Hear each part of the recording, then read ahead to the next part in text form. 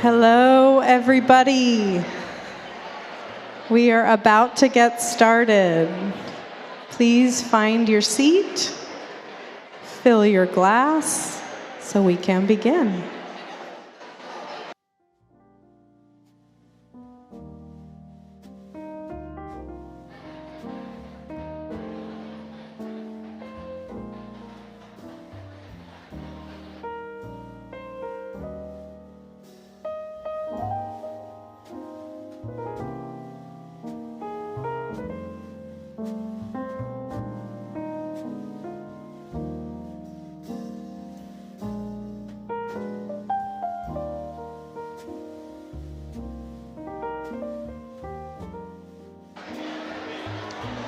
All right. If you can hear my voice, raise your hand. Okay, good. All right, if you can hear my voice again, raise both hands. Okay, all right, then it's time to get started because I know you can hear me. Hello, everyone, and welcome to Revive. Yeah. This party has been 30 years in the making. Yeah. Who here has ever been 30 years old? Okay, we have some, former 30-year-olds in the crowd. What a great age to be, right? You're still, you're not quite a youth anymore. You're not a child, obviously, but you still have that youthful vitality, right? That energy that only youth brings. And of course, you're not yet old, but you're starting to have some life lessons, maybe a lot of life lessons, some wisdom that really only age and experience can bring. So we're here today to acknowledge, to honor, and to celebrate the past 30 years that EarthCorps has been making profound impact throughout the world. EarthCorps was founded in 1993 by many people, it turns out. I've been talking to a lot of folks tonight, and there's so much to this story. It was founded by Dwight Wilson and many others. Dwight and some of the others, where are you? Yeah. Yep.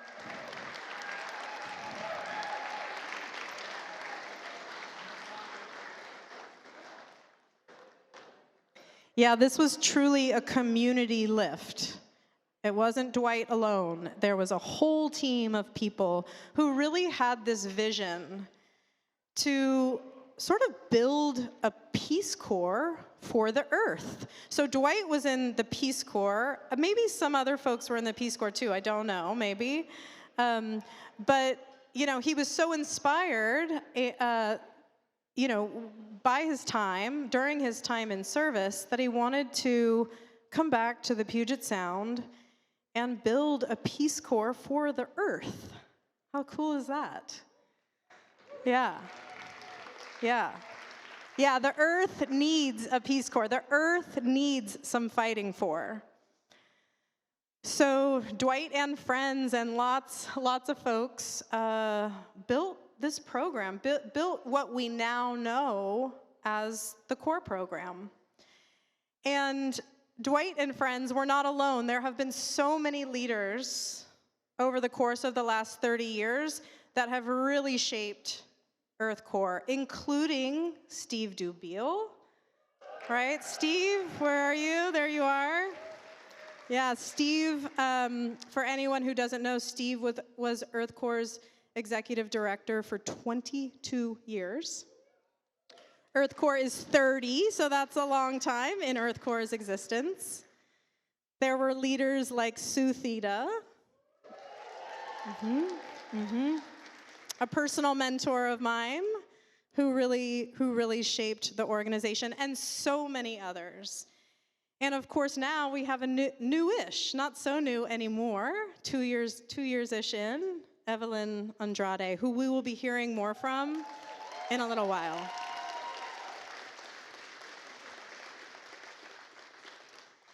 So the impact, the community, it's big. It is bigger than all of us. I was just talking to somebody at my table, and we were talking about the multiplier effect of this community and this impact. And it's massive. And that is really what we're here tonight to experience and to celebrate. So you might be asking yourself, who is this person speaking to me right now? Who am I? So my name is Erin Thomas. I go by she, her pronouns. Thank you. And I was a former staff member. So I was the Corps program manager, Corps operations manager, interim program director for a little while from 2008 to 2015. And my time at EarthCorps, it was pivotal in my career. I really think of EarthCorps and my experience there as a foundational kind of growing up professionally. I really grew up professionally at EarthCorps. It taught me so many lessons, namely how to work frickin' hard. You all, these folks that work at EarthCorps, be them Corps members, crew leaders, volunteer specialists, staff members, they work so hard. It was by far the hardest job I have ever had, and I've had a lot of jobs since, and prior, and a lot of hard jobs. But this by far was the hardest in all the best ways. So I worked with the program team, and so that meant that I wasn't out in the field every day with the crews. I would get out every once in a while to work beside the crews in the field and remove English ivy and remove Himalayan blackberry and get into those root balls and try to remove them. And at the end of those days, I felt muscles I had no idea I had. I was so sore. I could barely go home those nights, shovel food into my mouth, put myself to sleep, all to wake up the next morning before the sunrise to be at Circle Up and be cheery and optimistic about the day ahead. This is what these folks do day in and day out. They show up for each other, they show up for the community, and they show up for the earth. They show up for the environment. And that is really big. That is profound. Yeah. So we have a really special program for you tonight that I know is going to delight you, it's going to inspire you, and it's definitely going to energize you. We're going to hear from EarthCorps Executive Director, Evlyn Andrade, and how she's really leading the organization to new heights, boldly and thoughtfully. We're going to hear from a number of keynote speakers, and they're going to take us on a journey in a time machine, way back to the 90s, to the 2000s, to the 2010 decade, and into the present moment. They're going to share with us the impact that EarthCorps has had on them individually and their lives and their communities. We're going to have a really fun Fund a Leader ask where you get to exercise your muscles, you're going to raise your paddles, because really that's why we're here tonight, to help support EarthCorps grow into the next iteration and into the next chapter of its livelihood. And then, of course, we're going to end with some raffle winners. I hope you all bought a raffle, and music and festivities. So thank you all for being here. Buckle up, because we're going on a time machine. Make sure your glass is full.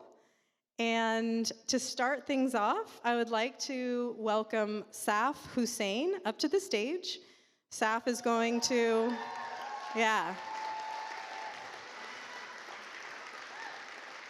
Saf will lead us in a land acknowledgement and a poem. So welcome, Saf.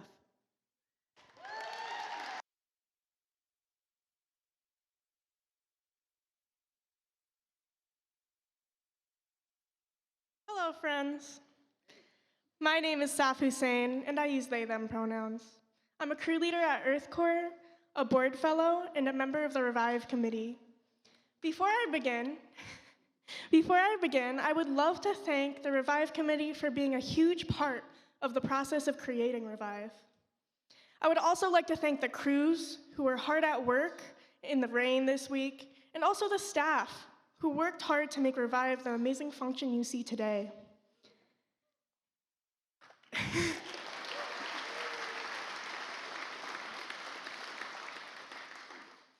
As a part of the Corps, I've worked on a diverse array of restoration projects across Washington state, from the San Juan Islands to the Commencement Bay, spanning urban parks to the Cascade foothills. These lands and waters hold rich history and cultural significance, and it's essential that we begin our journey tonight by acknowledging the ancestral lands of the Coast Salish and Duwamish peoples.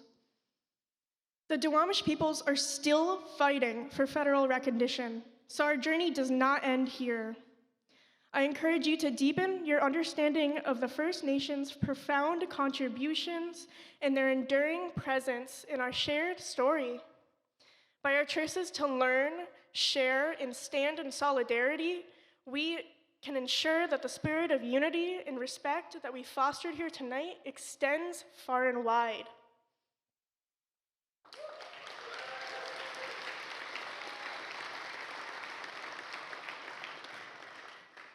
To start us off tonight, I'll be sharing a poem that I wrote that shows my perspective of a year in EarthCorps, exploring the colors of the season.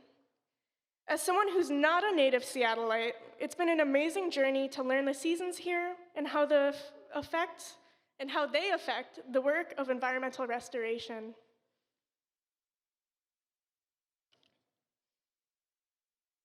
White everywhere. Icy blue calms my soul. The trees are barren. Everything stands still. The whistle of wind soothing. The tires of my car skidding. Relax and stay a while. There's no rush to get going. The streets are quiet. The day is tranquil. The night lasts forever. An explosion, purples, blues, yellows, with a feeling of laughter. The weather stays mild, and it's the season to start exploring the wild. It's the time of new beginnings. As the plants sprout new buds, there's an infusion of new blood. Bonds are forged, friends are made. They call this stage forming, and we're going into norming. My hands have given life, hundreds of seeds by the pound, plants being freed of their plastic cages and joining their own friends in the ground. Violets, greens, golds, I take a deep inhale of this beauty and hope this newborn life lasts forever. The colors of pride have taken me by surprise. The sun has snuck up on me and it's June already. Reds, yellows, oranges, the sunset takes hours. Time is going faster but lasting longer. The smoke is rolling in, traffic is at its worst. There's so much going on. Record temperature highs, heat stroke taking lives.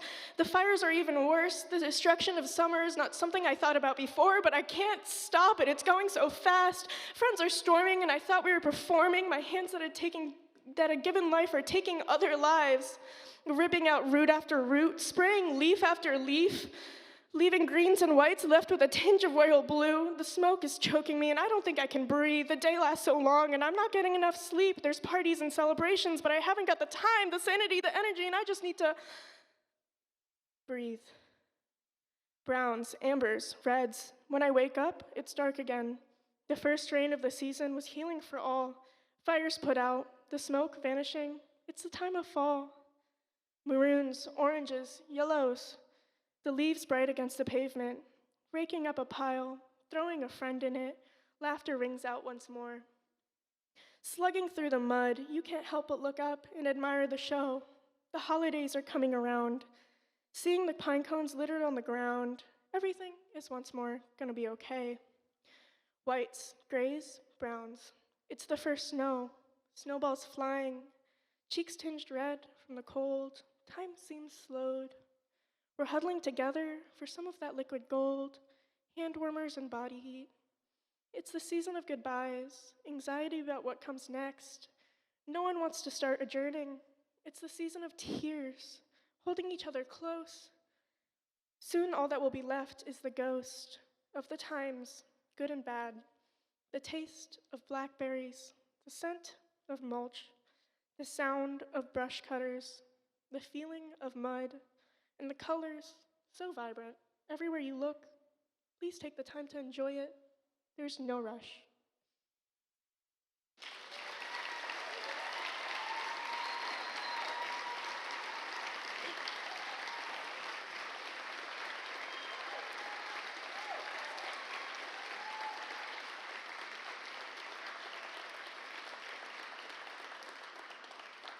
I appreciate all of you for lending me an ear tonight. I hope sharing my journey allows you to see a glimpse of what you're helping contribute to by donating, spreading the word, or being here tonight. Thank you.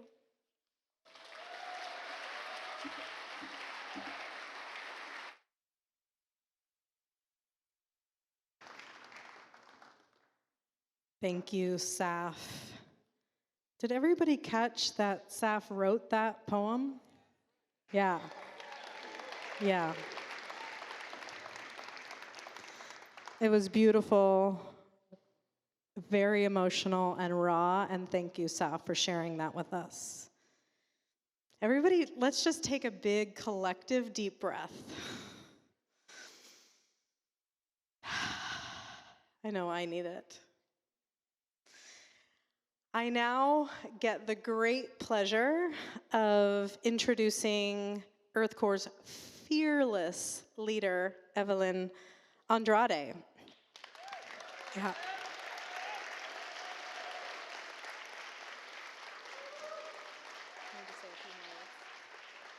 Evlyn, oh no, come up here. Evlyn, so when I say fearless, I'm not being fake. I mean it. This leader has come in less than 2 years ago and really boldly changed the course of the organization with a new vision. And it's so inspiring, Evlyn. And, you know, her career, really, the through lines of her career have been social justice and environmental justice. And that is really what she's bringing this organization when we need it most. So thank you, Evlyn.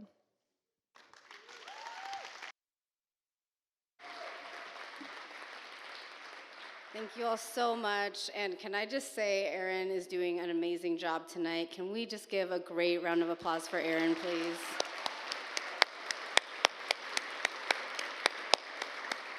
And Saf, that was just beautiful. Thank you.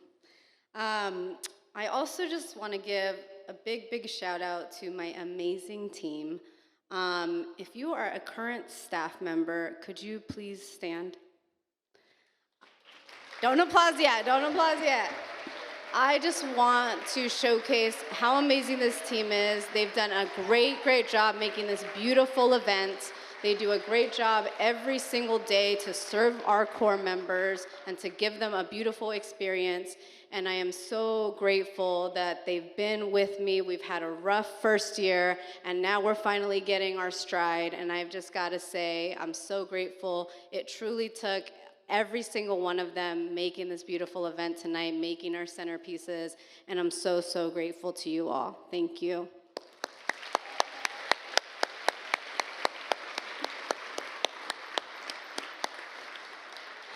Good evening. Thank you all so much for being here tonight. I gotta say, like, on behalf of my entire team, how much gratitude we have for all of you. You all make our work possible every single day, and we could not be here without your support and without you being here tonight. For those of you who are not familiar with EarthCorps, let me just briefly tell you a little bit about what we do.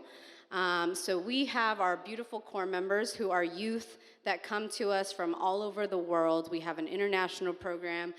They come from all over the country. They come here to serve for 6 months or a year-long program where we teach them leadership skills as well as technical environmental restoration skills. And so they come here every single day. Circle Up is at 7 a.m. every day, and they meet, they get together, talk about the day, get ready, and then go out into the field where they serve on a variety of projects doing physical manual labor to restore and protect the lands of the beautiful Puget Sound region. So can we get a round of applause for our Corps members, please?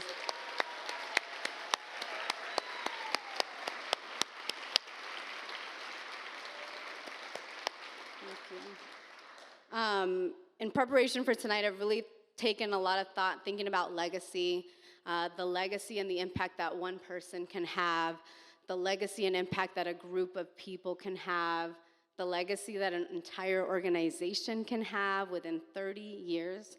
And I'm so fortunate that I get to be part of an organization that has such a rich legacy.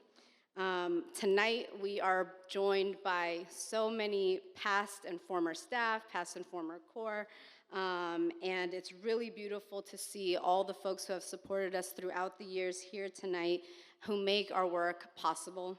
And I just want to take a moment to recognize those folks. So you all will just join me for a minute. I'm going to ask you all to stand, but stay standing. If you are a current or past Corps member, will you please stand? Current or past Corps member.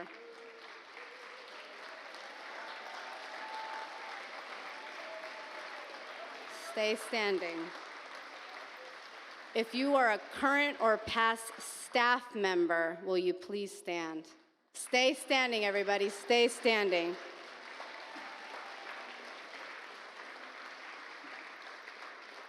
If you're a current or past board member, please stand.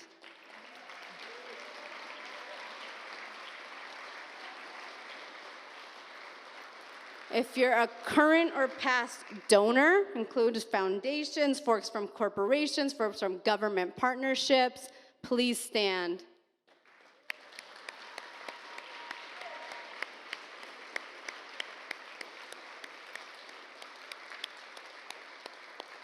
If you're a current or past volunteer, if you've come out to do your work and given us your time and energy to come plant trees, please stand up.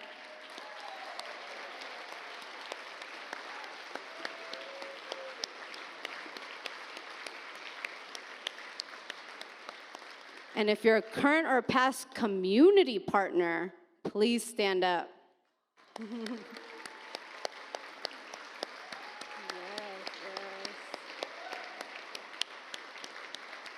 And finally, if you have supported us with your time or talent in any capacity, please stand up.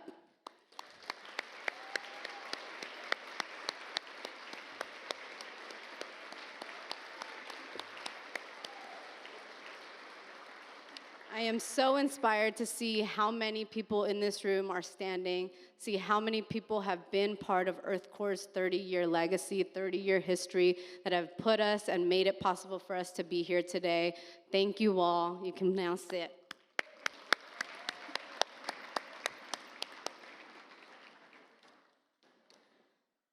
I just gotta say, there's a few things that I wanna mention as I think about all the people that have stood up. And I want to say just some of the great accomplishments that we've gotten to do together. Thanks to this group, we have built or maintained over 110 miles of trails throughout the entire Puget region. We've trained over 1,200 leaders from 80 countries around the world. That's more than 40% of the world, folks. We've trained them in leadership and environmental restoration, and they've taken that work back to their homes. We've mobilized more than 200,000 volunteers all over the Puget Sound region. That is 1/3 of the Seattle population. We have restored over 11,000 acres of land throughout the region. That's equivalent to 13 New York Central Parks, folks.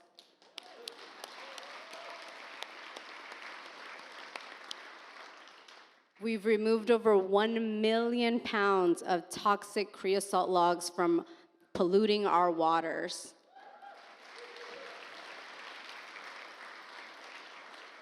And we've planted over 2 million native trees and shrubs throughout the region, covering close to 1.3 million soccer fields with beautiful vegetation.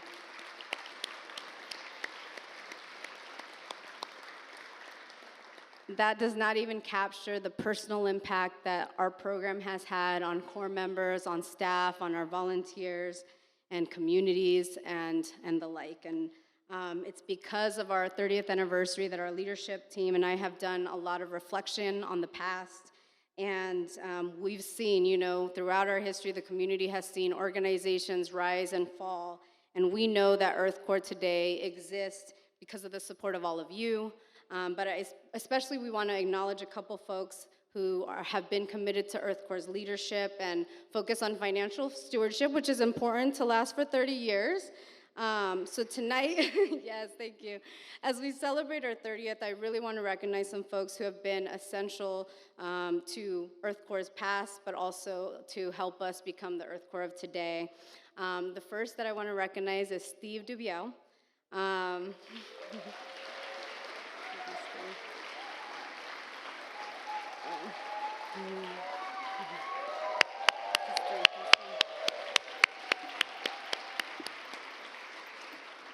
So Steve served as EarthCorps Executive Director for 22 years. He was with the organization through economic ups and downs. He brought his business acumen, but as well as his connections to the organization, and he pulled the team together through hard times and also to celebrate the good times.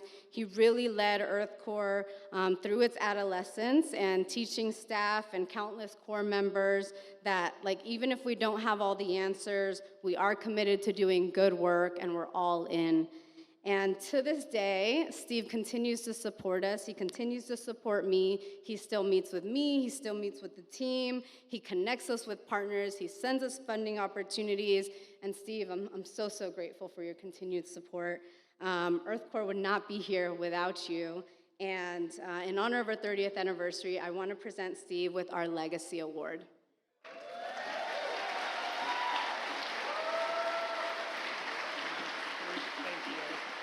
Thank you so much.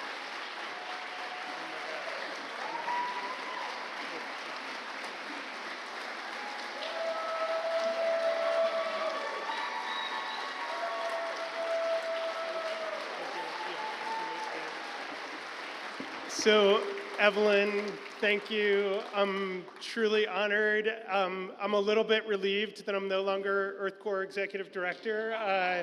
As Aaron said, it's hard work, and Evlyn, I'm so proud of the work that you're doing and grateful for the work that you're doing.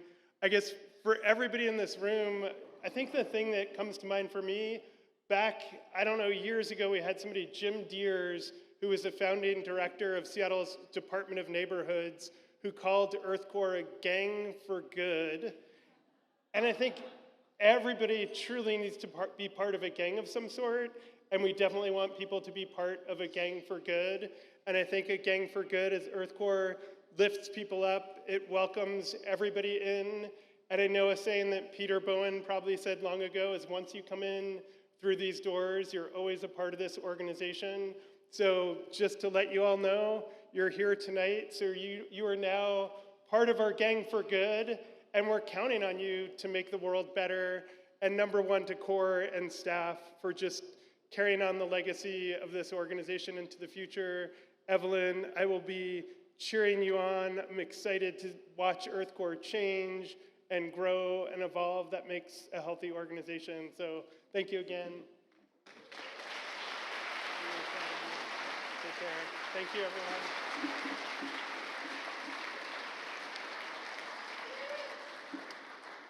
Another big part of why EarthCorps is still here is because we've had some great people overseeing our finances, including past finance directors, our current finance directors, our entire board finance committee, folks who have guided us through hard times financially, making sure that we're making smart decisions and that we're able to overcome many of the challenges that many organizations face as nonprofits who are relying on funding.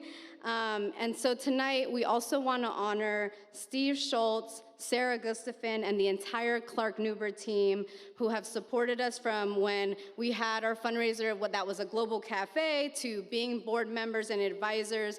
The team at Clark-Newber has been a shining example of what community support looks like, and that has helped us get to our 30th year. So we also want to present Clark-Newber with the Legacy Award.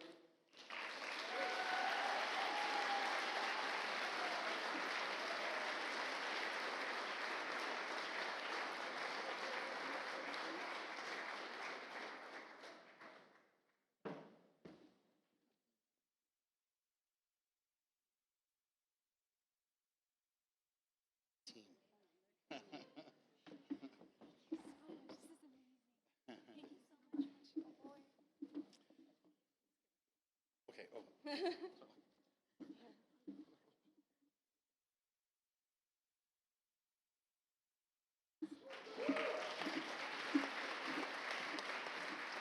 Well, on behalf of Clark-Newber and the Clark-Newber team, I know that the rest of us all feel fortunate to work for a company who, as one of its core values, is supporting and giving back to the communities that we work and live in. So this is not by accident, but Sarah and I, have always, advocated for any kind of support that Clark-Newber could give the organization over the years, and hopefully here's to a long and enduring partnership. Thank you.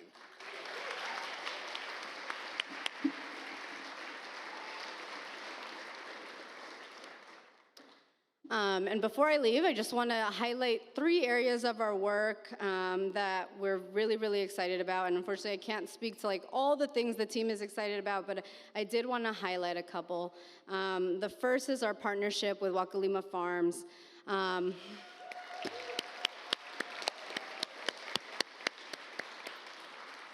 The team at Wakalima is working hard to provide food and resources to refugees and immigrants that don't have the food that they usually have access to, but not only providing good food, making sure that they also are being able to utilize their farm to provide financial resources for the families as well.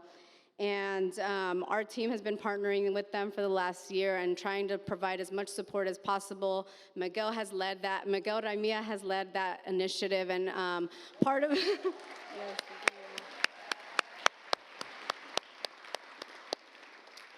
and one of the really big wins that we had this year, with the support of our team, they were able to win a grant for $1.5 million to purchase their own lands.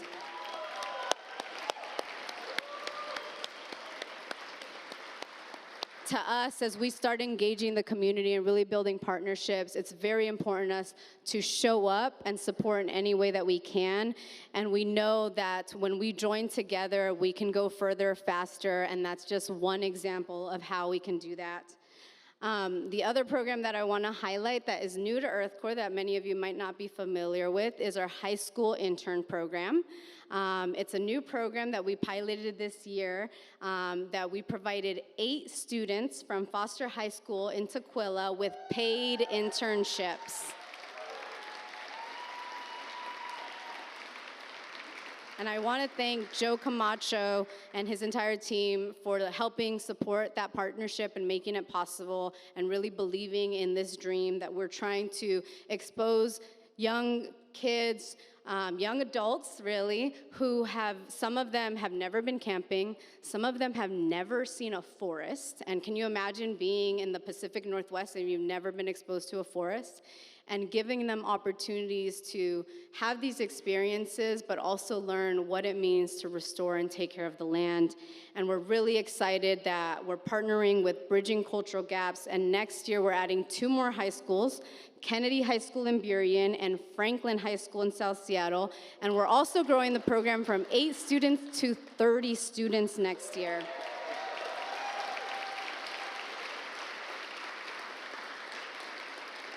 And I gotta say, this is a big area with both these partnerships. What we're seeing is we're starting to engage the communities, we're getting more involved, and people want to be involved with us, and they're reaching out to us, they're wanting to partner with us, and we cannot meet the demand that is out there. And so we really need your support to continue growing our team and continuing to be there for the community and show up and get more people engaged and active in environmental restoration to make sure that we are doing our part to solve the climate crisis and to give these youth hope that we can do this together. The last thing that I know many of you will be very interested to learn about is about core pay. Many of you don't know our Corps come here to serve, right? They come here, they don't get paid big bucks to come and serve the land and take care of the land. And when I came here, it was really a big issue because many of our Corps members struggle to pay rent, struggle to buy groceries, and while you come here to serve, you shouldn't be struggling to pay the rent, you shouldn't be struggling to buy groceries. And our crew members were $11 an hour when I started, and last year we were able to raise it to a little over $13 an hour. And next year, I'm very, very happy to announce that we will be paying them $17.50 an hour.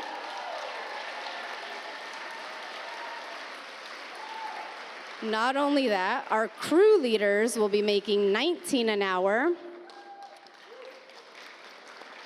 And on top of that, we recently secured a grant that is going to allow us to pay them an additional $400 for a housing stipend.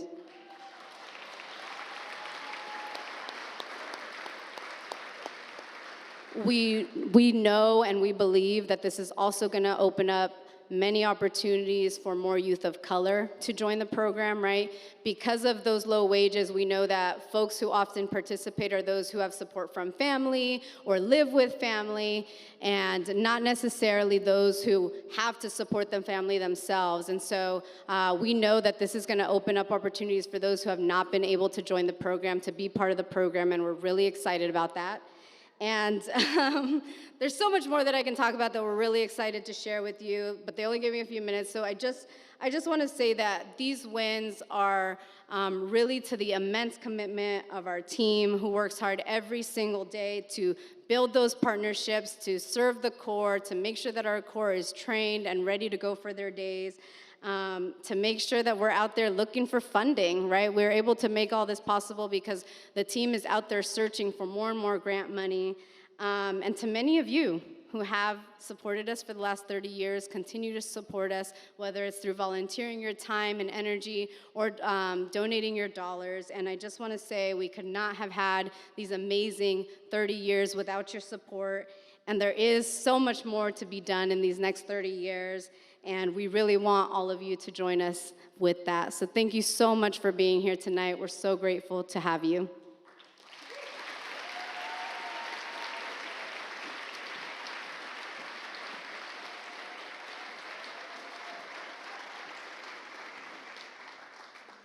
Thank you, Evlyn. So fun to hear about these wins. Wins indeed. Remember when I said fearless? Yeah. That's what I mean. And congrats to Steve and Clark Newber again for receiving the Legacy Awards.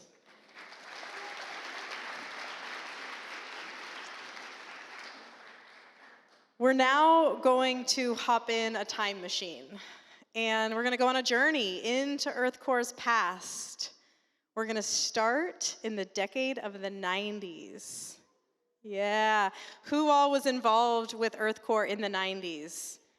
Let's see, let's hoot and holler. Let's hear some, yeah. Good. Yeah, lots of you. Yeah, the 90s, that was a good decade, right? Yeah, it was a good time. You know, this was EarthCorps' early years. EarthCorps was just a babe, an infant, growing into itself.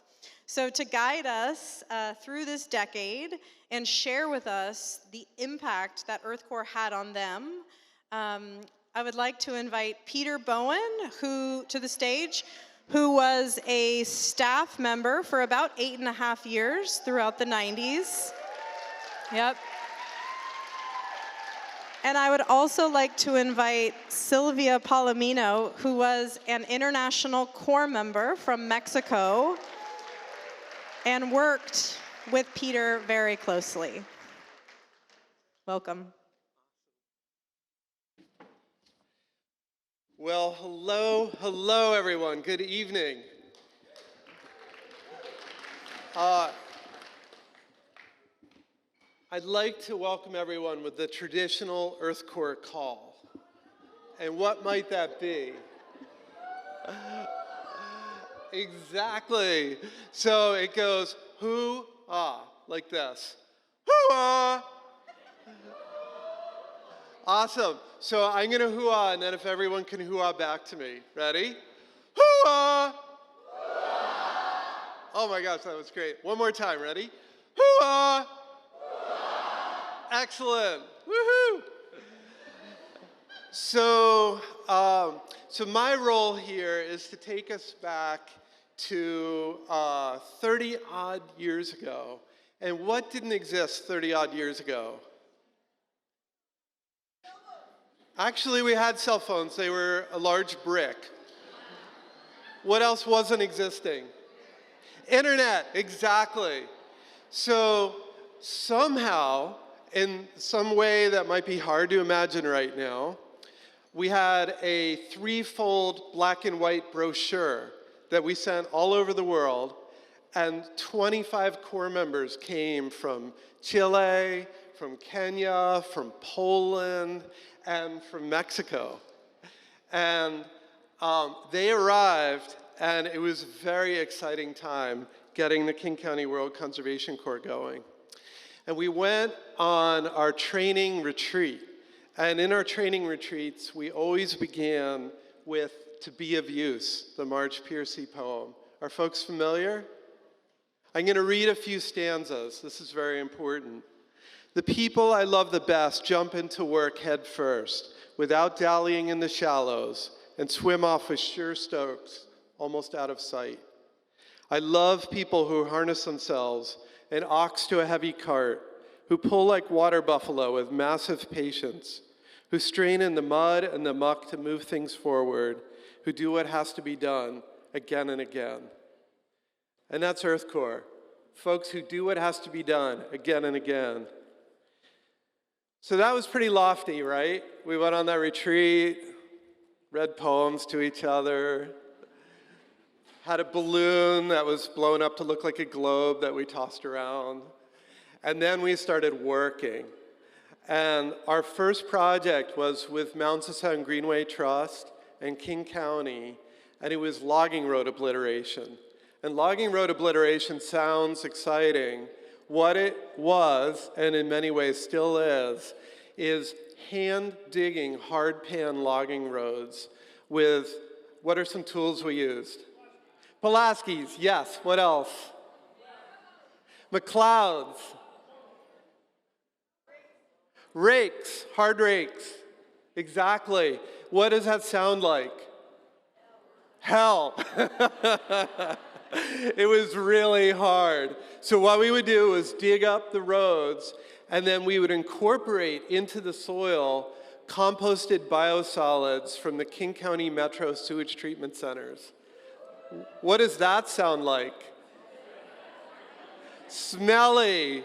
Yes. What else? We blew it with hoses from trucks and from helicopters flying basins overhead where we were working. We had GrowCo in our socks, our boots, our gloves. What little hair I had back then was full of GrowCo. And it's really important to think about these folks who came from all over the world to do this work. And they, at night, really struggled. Many nights, Corps members were crying from just the physical pain of the work and how difficult and arduous it was.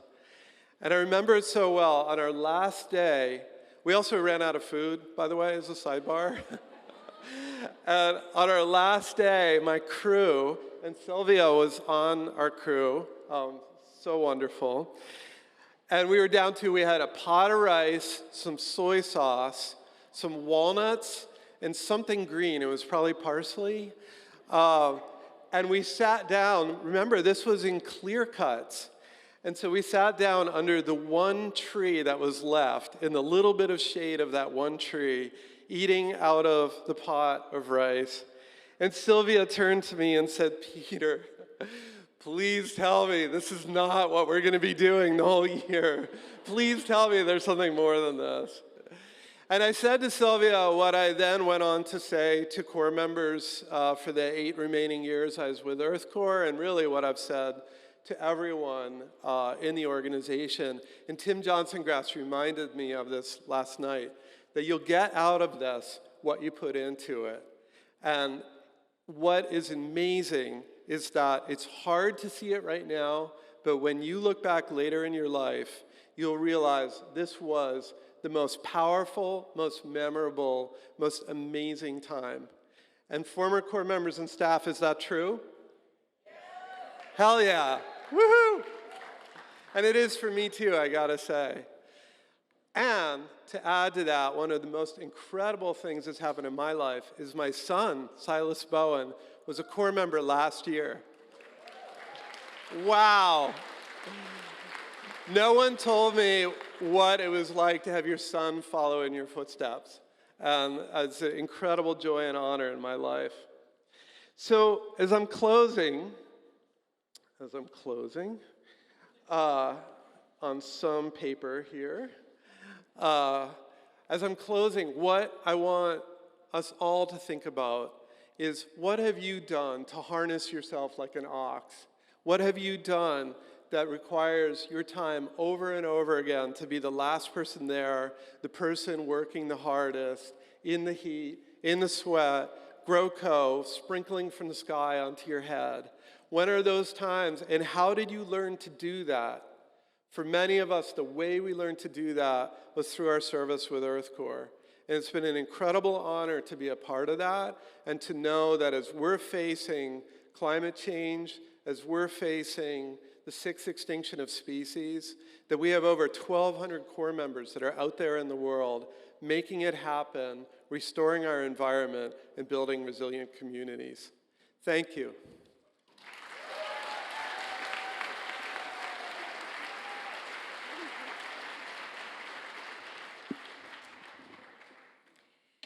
Good night. Good night, everybody. Thank you for being here. First, I would like to take a moment to bring our memory a person, a really great person, who was a big, big support for all of us who participated in 1995 and 1996 projects, Lisa Brand. She was an awesome person, a really, really support for all of us, and she will always will be remembered with deep, deep gratitude for all of us. So take a minute to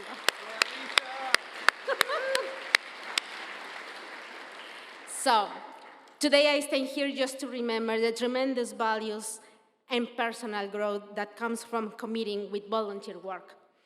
Volunteering is not just an act of giving back to the community, but an opportunity for personal development and a chance to make a lasting positive impact. I have to say that my concept of volunteering was very unclear when I was here in Seattle. I remember talking to Peter once in our lawn talks that we had, full of thorns of blackberries and very, very nice talks. And who was doing environmental work in each one of our countries. And in my case, I have to say that I didn't know exactly who was doing it. My only clue was the army. Yes, the army used to go and reforest in a big scale. So, as you know, military forces are not very well seen in Latin American countries. So, we're starting to share concepts about why not having volunteers doing that? Why not young people doing that? Why not get involved in that? And then, just then, I realized that that's what I was doing. Volunteering is an incredible experience that enables to connect with diverse groups of people from all walks of life. When we step outside of our comfort zones and dive into volunteer work, we become exposed to different cultures. Volunteer work, it comes and gives us broadening horizons. We learn to appreciate the uniqueness of every individual, and a stronger sense of empathy and understanding arises. Also, serves as a platform for personal growth. We develop essential skills such as leadership, teamwork, and problem solving, which give us the opportunity to make great friends, like a lot of great friends are here today. Engaging in different projects, it challenges us to think creatively and adapt to new situations, promoting a sense of resilience. These acquired skills not only benefit us in our volunteer works, but also in our personal and professional lives. However, volunteering not only involves young people. The greatness of this project, it is also how it gathers people from all ages. The clear sample is the figure of homestays. Local families who are willing to open their houses and sharing their lives with young people, dealing with them, learning from them, and also committing with them. Their commitment is essential to have young people going through all the hard work on a daily basis, especially when those feelings of quitting everything, but everything, were around.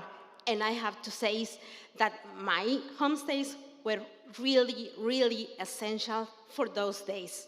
So my special gratitude for my homestay, Chris, Ben,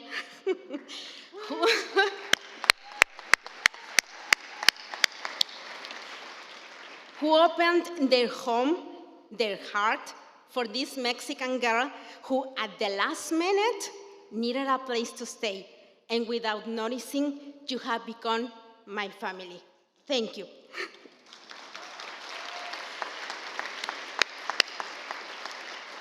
Also, volunteering is an exceptional experience that enriches our lives in different manners.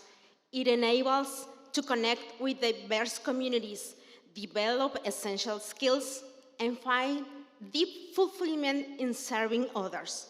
So, whenever you can have the chance, the opportunity to volunteer, do it, no matter how and no matter what. Commit it, take the risk.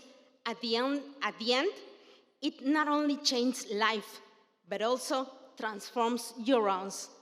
Thank you very much.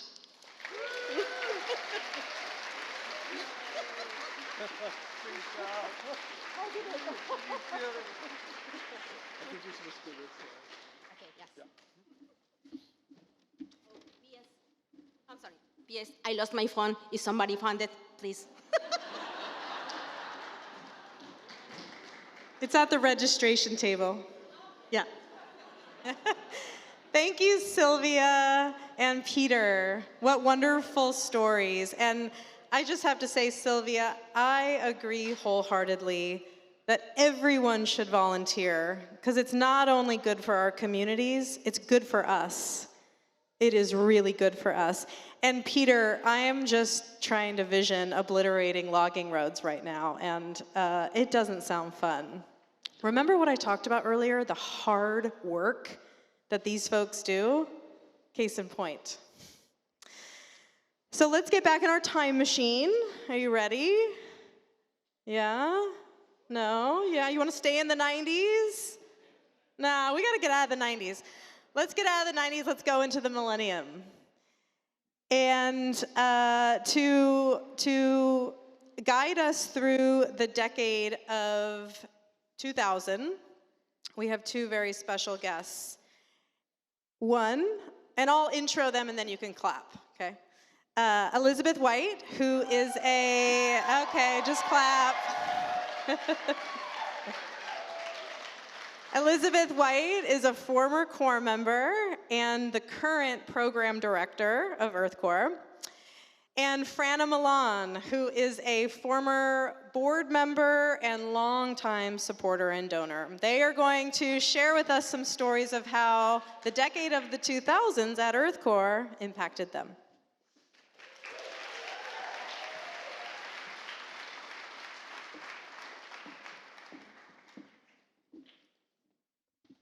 Hi, everyone. Good evening. Okay. So I'd like to start with a moment of gratitude, first to the Corps, then now in the future. Like, you are the why. And then there's some people, some way back, EarthCorps heart and soul, that are in this room. And to have them all together in one place again is a dream. And so I have to take a second to say thank you. There's some folks that have been mentors and guides to me. People like Tim and Heather. People like Aaron and Sue and Anne. And your voices, they live rent-free in my head. And they remind me every day of purpose and perspective. There are also some really treasured colleagues and co-conspirators here. And I'm going to just speak to the alumni, because if I go into current staff, we'll be here all night. But Peter and Steve, Jeremy and Allie, Randy and Rob, Jamie and Joanna and Mario, Covey, Andrea, Rahel, Dylan. Each of you have inspired and supported me and so many others. You are an integral part of this EarthCorps community, and you are amazing and talented humans. And you make the world so much richer just by being in it. And I know that there are people in this room that I'm missing, and it's likely because you bought your ticket late. Am I right? So I'll just find you after this speech, and I'll try not to make it too awkward. Okay, and quickly, while I'm naming names, I have to mention Kale, my wife of 10 years, and my partner for 23. In 2002, we moved to Seattle to be Corps members at EarthCorps together. Thank you, Elsa, for hiring us both. I know you're here too. And if you know Kale, you know she is all the things and more. So yeah, Kale and I moved out here in February of 2002 to join EarthCorps. And during our orientation week, Joanna Nelson took us out on a walk through Promontory Point in Magnuson Park. It was part of like a Restoration 101 session, so that we could better understand what we'd signed up for in the year ahead. And it was cold and wet and really, really green. And it felt very healthy and alive, the opposite of the leafless forest that I just left in the Midwest. And I remember thinking, gee, it's really pretty here. Oh, and the group stopped by this big patch of some pretty vines that I'd seen growing in other places along the walk. And I don't remember exactly what Joanna said, but it was something like, this plant is English ivy. It is slowly killing the forest, and many forests here in the region. And then I don't remember what she said next because my brain exploded, and then my whole perspective 180'd, and everything flipped on its head. And when my brain came back online, I was in a completely new forest, and in a relationship to it in a completely new way. My experiences at EarthCorps those first 2 years were many things. They were Pritchard Beach, Dead Horse Canyon, and Binghamton Pond. They were Seward Park and Ivy Free in 2003. And there's still more in 2004, and it's still alive in 2005. We had Nokia walkie-talkie phones that were yellow, and MapQuest directions that we printed out before we left. And when those failed, we used the Thomas Guide.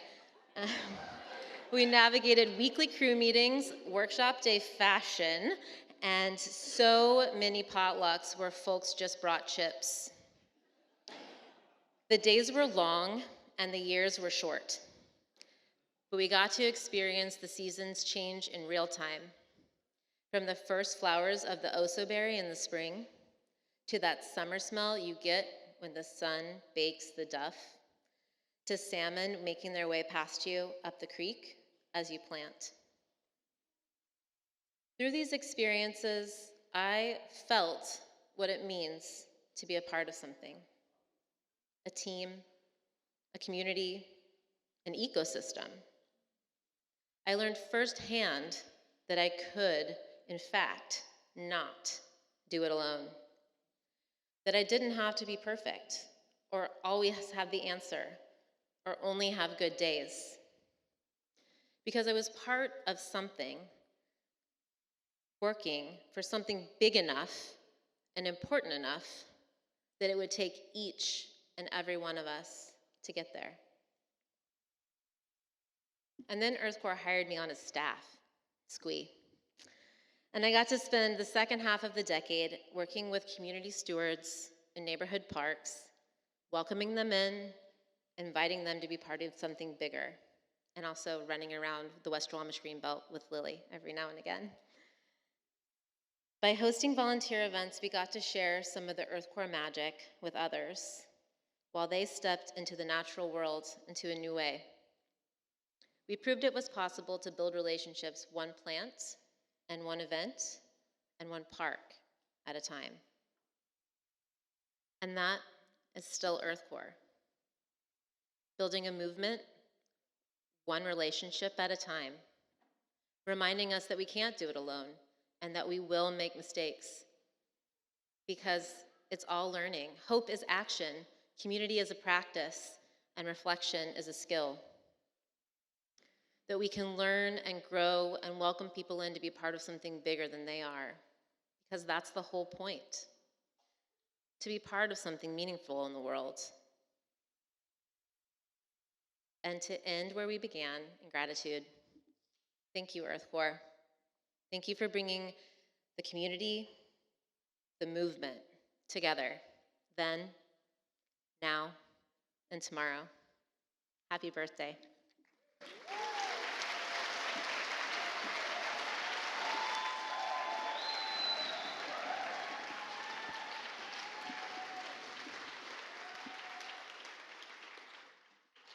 So if you can hear my voice, clap once. If you can hear my voice, snap once. All right. That's a little something that I learned at an EarthCorps restoration event. It was a very effective way to corral a rowdy group of Girl Scouts. Might have even been one of Elizabeth's events, I'm not really sure. Apparently it works pretty well for adults as well. So as I was preparing for tonight, I was reflecting on the theme of how EarthCorps has grown. And I couldn't help but think that EarthCorps and I have grown up together in an odd sort of way. I remember when I first reached out to Steve about joining the board. I had learned about EarthCorps several years before, but sadly, I was a little too old to join the Corps. So I became a hanger-on. Hung out with crew members, went to the World Nights, and I just loved the way the group worked, bringing people together from here, from all over the world, to restore our forests. It was about growing community and growing trees. And I remember feeling anxious about joining the board. I was young, I was early in my career, I was a broke environmental activist, I had a mountain of student loans. I really wasn't sure what I could contribute to the board outside of my enthusiasm and my eagerness to roll up my sleeves and get to work. But EarthCorps welcomed me into their gang of good, as it has for so many people throughout the years. And so we grew, EarthCorps and me, learning lots of lessons along the way. Growing community, and growing trees. And now, as I think about EarthCorps, I see a vast tree canopy, and it has sprouted so much goodness. For me, this has been both professionally and personally. I mean, I've learned some tips and tricks for corralling rowdy groups of youth and adults. I've learned a lot about removing ivy and rolling it into giant ivy balls to make our urban forests even better. But I've also learned about how an organization can succeed when everyone shares the vision about its impact. And I've learned the importance of defining what leadership means and what that means to manifest that in others. And then personally, it has meant that I have had so many friendships that have germinated from the seeds of my connection to EarthCorps.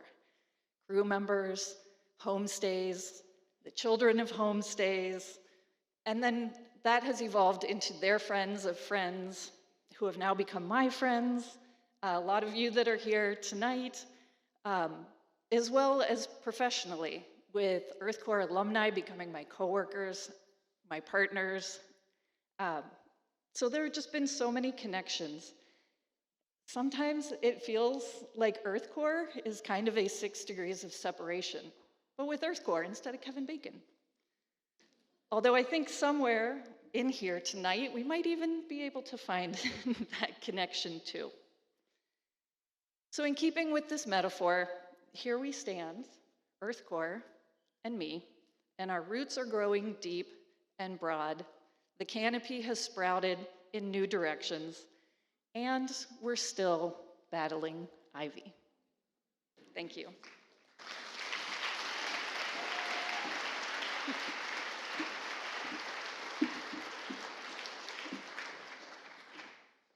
Thank you, Elizabeth and Franna.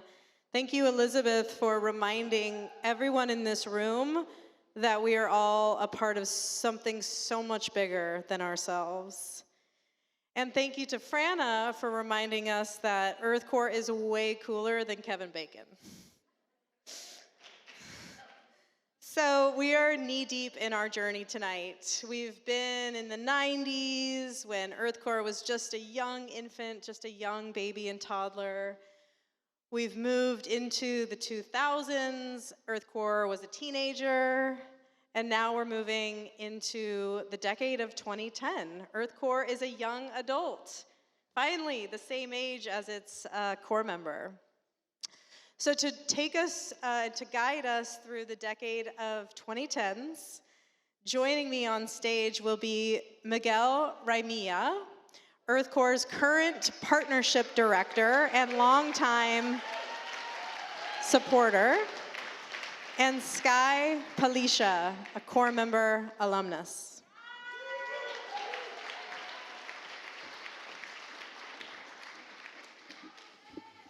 Woo.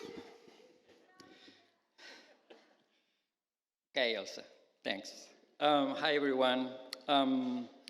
It's so good to see so many familiar faces here tonight. I'm glad that we are using this 30-year journey of EarthCorps as an opportunity to reconnect with one another. Some of you have traveled some distance, starting from my dear friend Sylvia, who came from Mexico just for this, arriving Thursday and leaving tomorrow early morning, and brought her husband also into this, Judiel, who is sitting back there.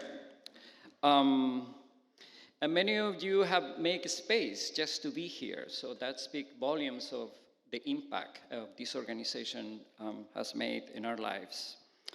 And this has been a constant in the history of EarthCorps. Since the very beginning, the people running the organization, the program, all the hard work that you've been hearing, all these experiences with ivy, blackberries, and in more recent times, whether we are enjoying the soup day organized by Paula, our dear Paula back there,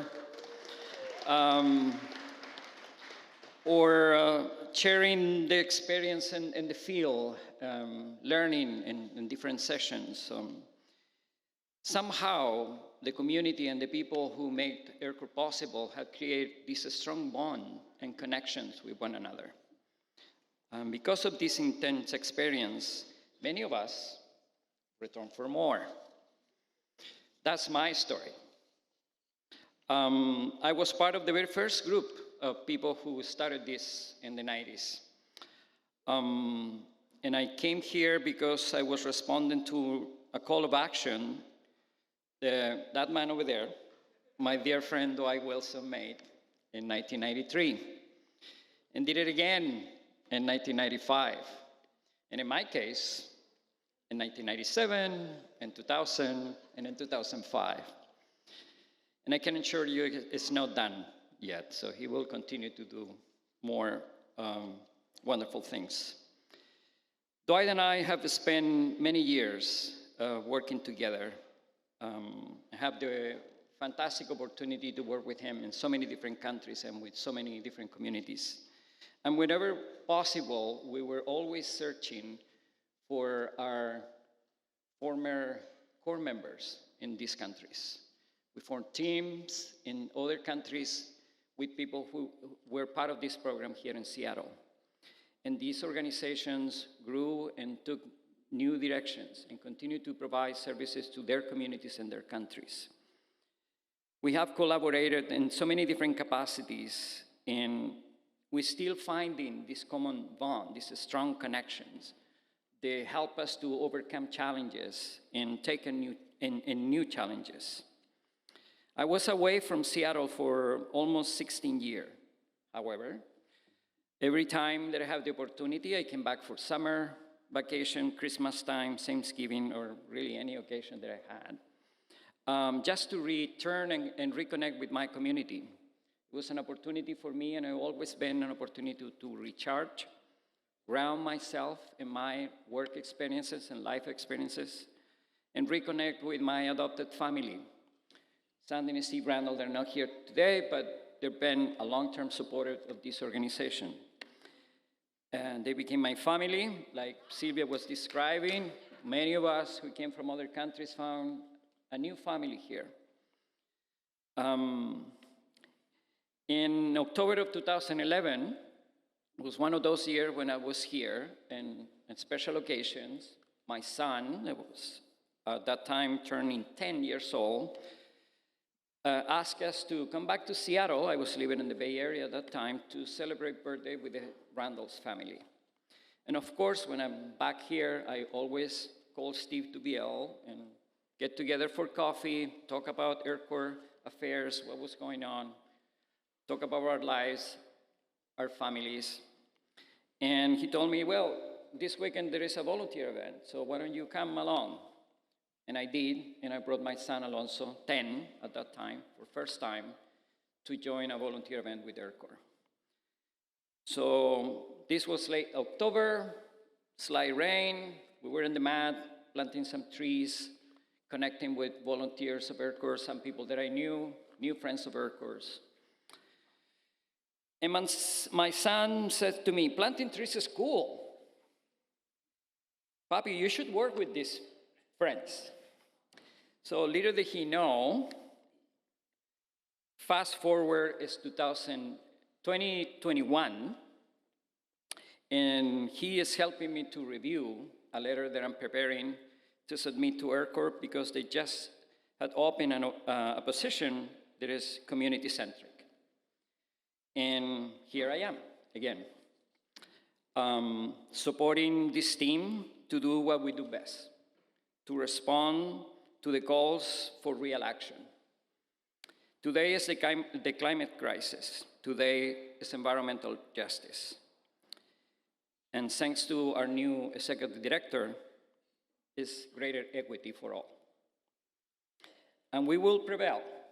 We will do just fine because we have you. This is an incredible community. They go beyond these rooms, beyond these walls, and continue to evolve because we care. We care deeply about the people, the land, and the future of our communities. And I thank you.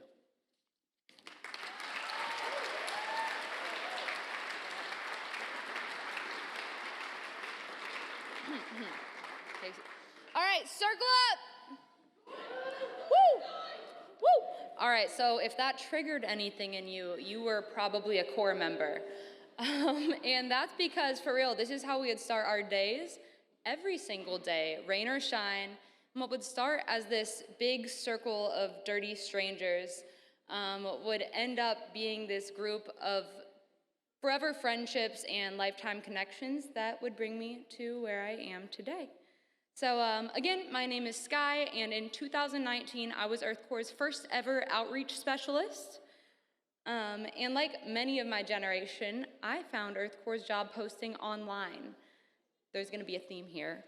To this day, I don't understand how y'all found jobs before the internet, especially out of state, like no idea. The brochure thing, I didn't know that was real.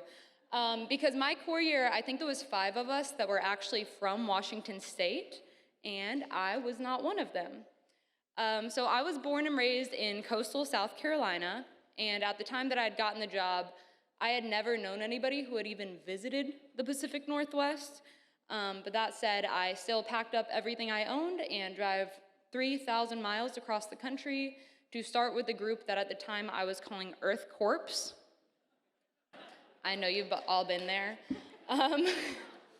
But it's not because, like some of y'all, I didn't know that this was an organization. It was really out of desperation. I had just gotten a geology degree. I was selling timeshare. And I was also just on a bad path in general, addiction, abuse, you know, all those fun things. So I just applied frantically to every environmental job I could find as far away from home as possible, and that's what brought me to EarthCorps. I promise it gets better. And yeah, the cool thing is that EarthCorps gave me a chance, but it did seem a little bit too good to be true. I didn't know that there was a career in like planting trees and pulling weeds, which we do way more than that, but I didn't know it was a real thing. My mom actually had this actual conspiracy going in our family that EarthCorps was gonna end up being just 3 dudes in a garage with a laptop and some shovels. And it's not unwarranted. If you look up EarthCorps on Google Earth, what comes up? It is a warehouse in an airplane hangar surrounded by abandoned buildings in a city park. So, with reason. So being a proper zillennial, I decided to turn to social media, and I found EarthCorps on Facebook, and I had one mutual friend who had liked the page. It was one of those things that I didn't remember where I knew this person from, but I cold called them anyways. Hi, Zach Henry, I know you're here. And thankfully he was actually able to confirm with me that it was in fact a real organization and that he was in his 3rd core year and that it would be life-changing. And he was right. So I headed out. I found my roommates also online. We were all from the East Coast. We also found our house online. I told y'all there was a theme here.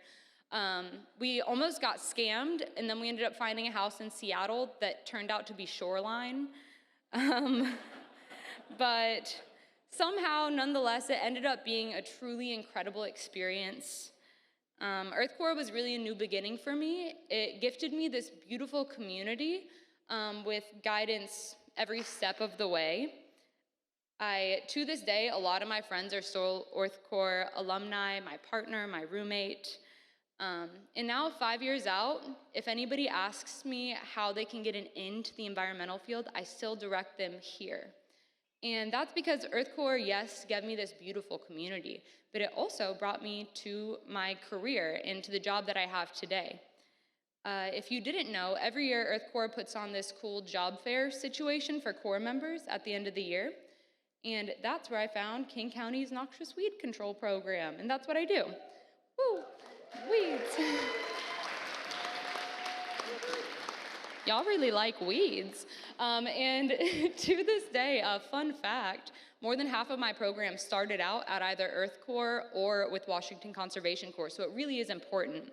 And just as a cool final full circle moment, next week I will be representing my program at the job fair for the 2nd time. And it's really cool. And I've had the chance to come and work and present with the Corps every year since I've left, and I plan to support this organization forever because it really changed the trajectory of my life whenever I felt like there was no other options coming, and for that, I'm forever grateful. So, thank you.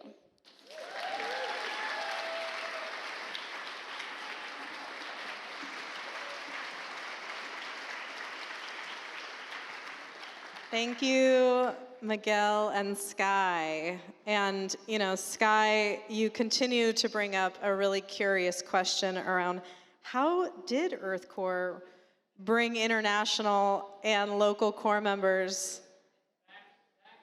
Fax machine? Wow.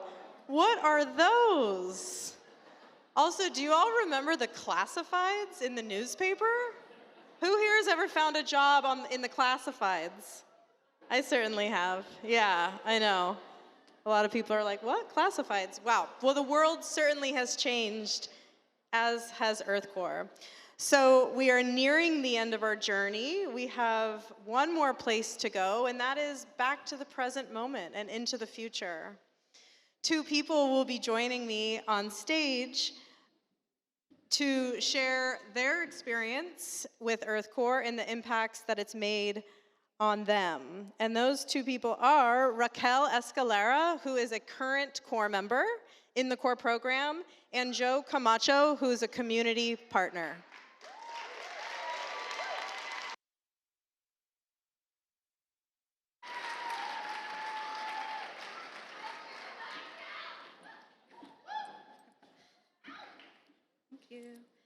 Thank you, Erin. Quick raise of hands. How many of you have experienced significant change within the 2020s? I'd be surprised if nobody raised their hands. It's been a crazy 2020s. Okay, how about raise of hands for significant change this year alone? Okay, for those who didn't raise their hands, the year's not over.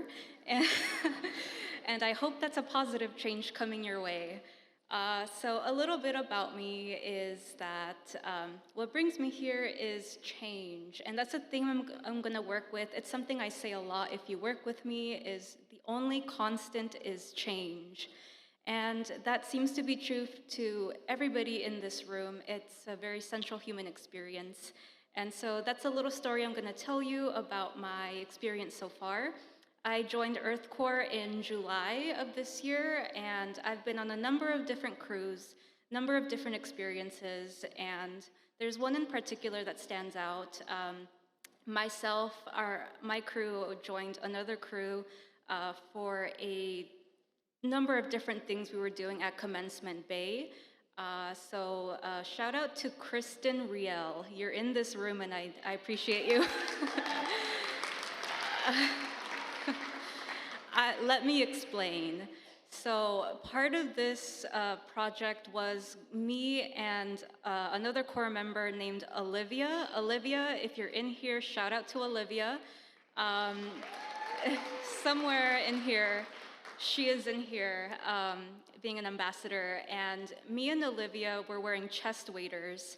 And if you don't know what that is, that's so that we don't get stuck in mud or drown or get our clothes wet, and we were on a mission. We were finding blackberries on this little muddy island, and all I knew was that there was mud, you have to wear chest waders. What I didn't know was that that mud was almost the same consistency as quicksand. And so what happened was me and Olivia go on this good deed mission to find blackberries. Olivia gets her foot stuck in the mud. Me, being a good person, tries to go help Olivia, pull her out of the mud, but in so doing, I myself get stuck in the mud. And a situation that quickly turned into, haha, you're stuck in mud, that sucks, quickly turned into, oh no, you're stuck in mud and you're sinking, and no matter what you're doing, it's not helping. And so no matter how hard I wiggled or tried, I couldn't get out and I was sinking. Olivia, then being a good person, tries to get me out, and nothing is working. I'm not a tall person, I'm 5'3", but I kid you not, this mud was waist deep on me, and there was no getting me out. So we called for Kristen, who was another crew lead at the time, and both Olivia and Kristen are holding me up, trying to pull me up, and it's not working. So Kristen gets, I think a Pulaski it was. I'll confirm with Kristen later, but she starts digging me out, and I have to wiggle myself out of my chest waders onto this piece of cardboard while Olivia gets me boots to change into because my chest waders are stuck in mud. So that was one of the few times I felt real fear at work, real fear of dying and possibly, being submerged in mud. But we got through it. I should mention at the same time all this is going down, another Corps member across another island is simultaneously stuck in mud and gets stung by a wasp in the armpit. Shout out Bree. Simultaneously, another Corps member who's trying to help Bree themselves gets stuck in mud. And so it was just a very muddy, scary day, but we got through it. And what I'm trying to get to the point of this is that whenever we get yourselves or ourselves stuck in mud, what's great about EarthCorps is that we have that community where we thrive together by pulling ourselves up, literally by our bootstraps, helping each other. And I foresee that's how the rest of my cohort will proceed. We're very boots on the ground, working to pull each other up. And so I'm very thankful to be here. I'm thankful for EarthCorps. And as we roll through the changes, I look forward to being a part of it. So thank you very much.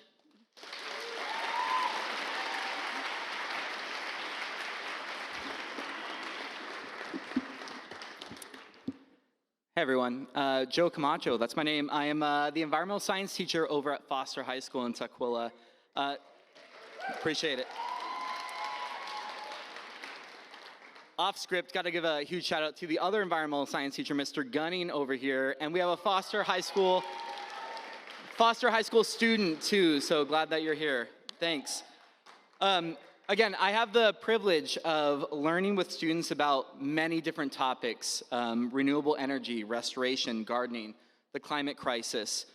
And the experience with learning with students is rewarding, but also complex at the same time. That complexity is highlighted by the grief that students experience when learning about humanity's destruction of our planet. Working in partnership with organizations like EarthCorps has provided my students the opportunity to confront their grief with solutions. In the past year, EarthCorps members shared their stories of success with students, both in the classroom and in the field, accomplishing one of my goals, which is extending learning opportunities past the four walls of my classroom and in the field.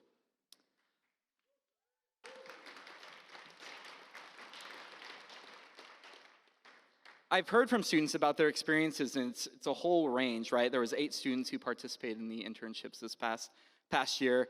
One of them came up and said, "Look at how dirty I got," and he was proud of that. You've heard this over and over again, but they were pulling out all the English ivy and blackberries in some local parks. But it's moments like these hands-on experiences that change the lives of our youth. But what happens when we go to environmental events hosted in Seattle is my students are quick to notice something that is right there in front of them. They notice the lack of diversity within our field. And I received some critical feedback from my students. They ask questions like, do I belong in this space? And I've learned that it takes intentional work to show my students of color that they not only belong in this field, but they deserve to do this work in a way that's relevant and meaningful to them. Thanks.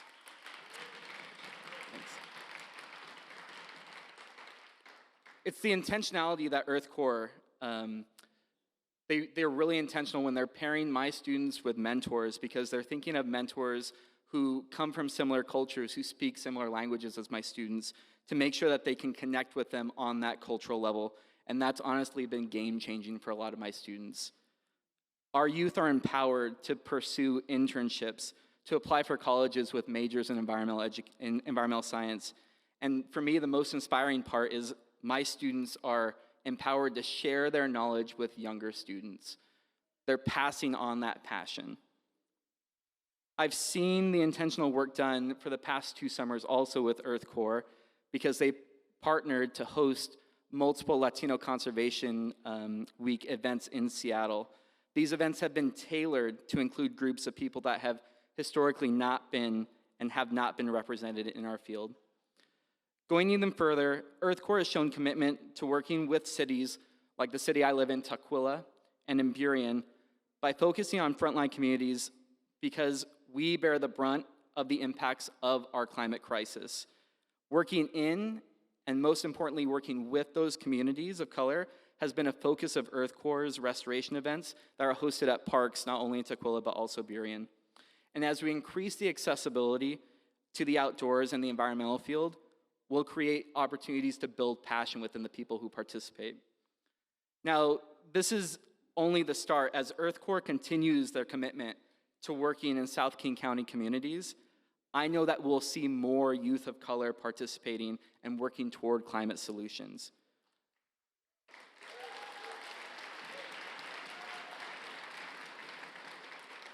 We're gonna see more youth of color working in restoration.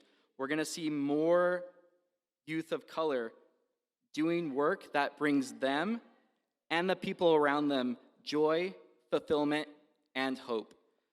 So I'm looking forward to what's in store with EarthCorps in the next 30 years, and this is really how we thrive. We thrive by including everyone. So thank you, EarthCorps.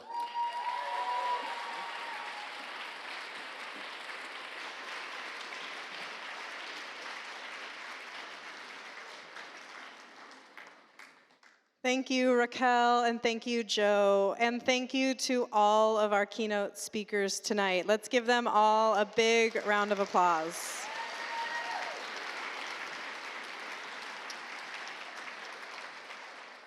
Of course, this was just a glimmer of stories from the 30 years of EarthCorps' existence, and I know so many of you in this room have your own stories of impact.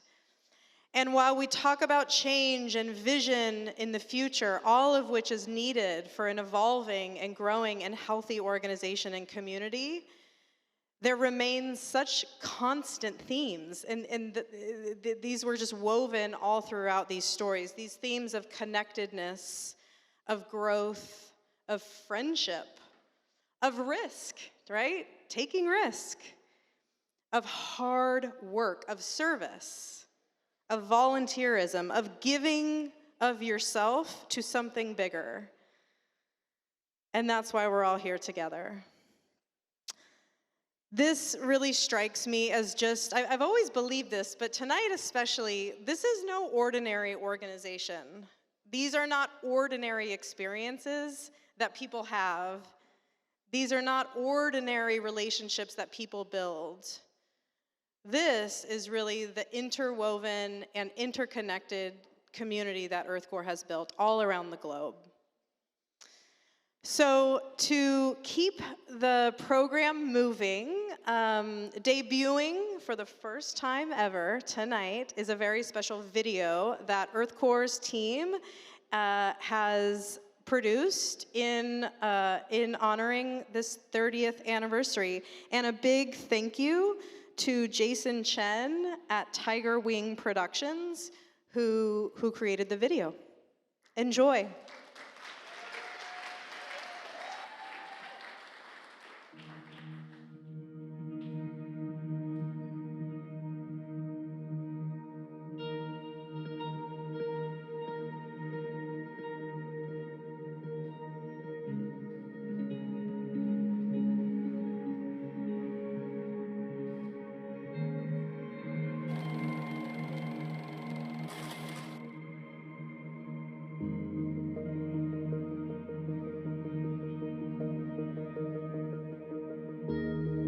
As I reflect back on 30 years, one thing I remember is how many people out there told us they thought our idea was ambitious, crazy.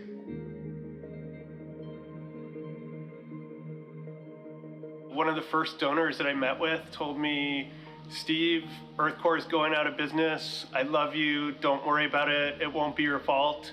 I think we just had to prove that we were capable of greatness and people didn't necessarily believe in us.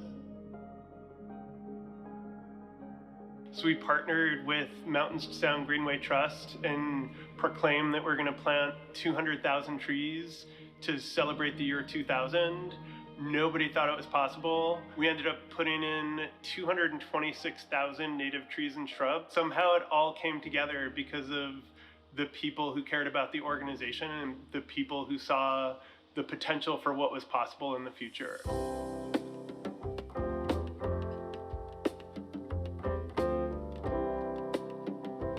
Eight years ago, when I started my board service, things were pretty different. One thing that I remember, of course, is we met every time in person for meetings. And it was pretty cool because we would have dinner together and have a chance to connect with one another in person before diving into learning about what the org was up to. We were and are still very much core focused. I'm a Corps member, so I'm a part of one of our crews, and I engage in restoration. I've worked at a bunch of different sites throughout the Seattle area. I was working a dead-end job that I really didn't enjoy, and EarthCorps gave me both a community and a sense of purpose in a time when I really needed it.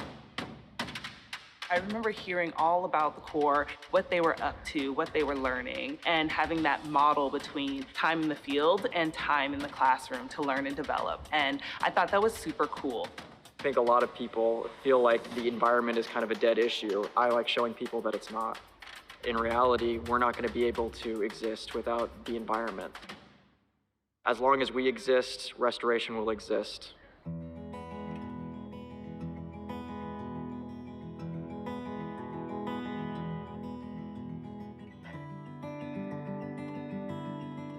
My name is Dixon Jerry. I'm the co-founder of Wakulima. I'm originally from Kenya. I come from the background of farming. When I came in this country, I was missing that opportunity to do farming because that's all I grew up knowing. So we have our area here, which is about 3.5 acres. We've been hosting farmers who are mostly from East Africa. They basically grow food which is culture relevant. So when they come to the land, they're able to breathe fresh air, connect with the plants, and they're able to heal. EarthCorps has been helpful to assist us with the crew who come here, spend the day helping us to harvest and cleaning the weeding and rearranging. We're also thinking through who's being impacted by our work and who needs us most, and building those relationships and connections so we can learn from and support one another for our common goal of improving our environment for the future.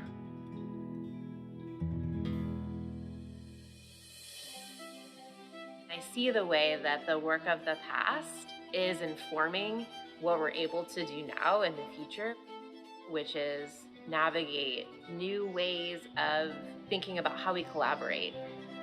Today we're at Sequilla Park, partnering with Partners in Employment. Also called PI, is an organization that supports communities of color, recent refugees and immigrants in connecting them with resources that help them to establish new lives in the United States. It's been really exciting to be able to center diversity, equity, and inclusion in everything we do, knowing that it's coming from within at this place where our young leaders are determining and building the future. My name is Selena, and I'm a junior at Foster High School. I immigrated from Nepal to the USA when I was 5, and I've lived around in the Tukwila area ever since. So being a part of EarthCorps and helping out with the Earthworks Park was a great experience. We learned how trail works work. I personally never knew hiking places were made by humans. I thought it was just there. It's our strong belief that by working together, all people and nature can thrive. It's through collective engagement that we will get to a more just world. We're committed to transforming our environment for the better so that the next generation is not just dreaming of breathing fresh air, but they're actually living with fresh air, safe parks, and fresh food. A lot of people who didn't get it, didn't see it, and I am eternally grateful to to the many dozens of folks who did and who carried on and gave of themselves and gave and helped to produce a remarkable organization and institution of which I just could not be more proud. Happy 30th EarthCorps. Thank you for all that you've given me over the last 20-something years that I've been a part of this organization.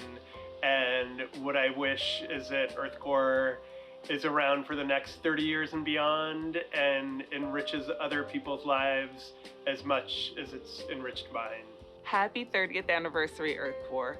Thank you for all the good times, the laughs, and the connections I've been able to make over the years with you. Thanks for letting me be a part of this community, and I hope it exists for another 30. Happy 30th, EarthCorps! Happy 30th, EarthCorps! Happy 30th, EarthCorps! Happy 30th, EarthCorps!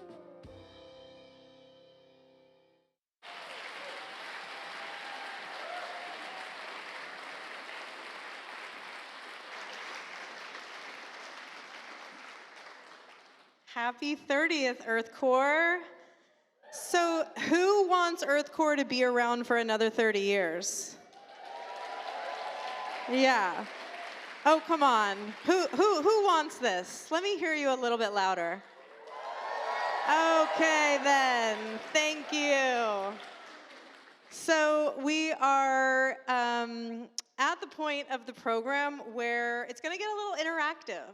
And we are going to ask you, all of our community members, our supporters, to dig deep and help us create the next 30 years. Help us create the next chapter and the chapter after that. We cannot do this work without donors, without the support of all of our community. So, but before I get into things, I'm going to invite Shannon Tisland up to the stage with me. Shannon is the current Vice President of the Board of Directors of EarthCorps.